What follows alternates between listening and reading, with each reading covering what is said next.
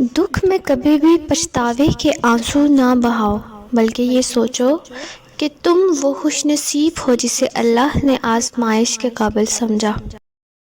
اللہ پاک جب مدد کرنے پر آ جائے تو لامعلوم سے ایسے سبب بنا دیتا ہے کہ نہ ہونا بھی ہونا ہو جاتا ہے۔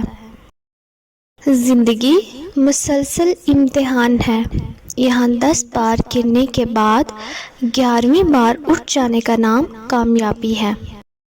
اچھا ضرور بنے مگر ثابت کرنے کی ضرورت نہیں۔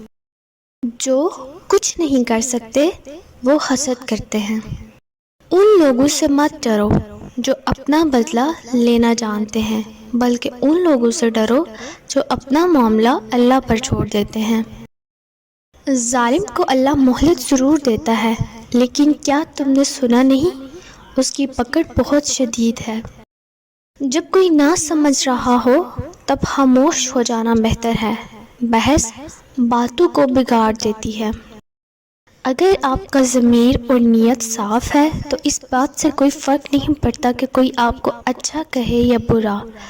آپ اپنی نیت پر جانچے جائیں گے، دوسروں کی سوچ پر نہیں۔ یہ دنیا مکافات عمل کا نام ہے۔ آج کسی کی راہ میں تم پتھر رکھو گے تو آنے والا وقت تمہاری راہ میں پہاڑ بن جائے گا۔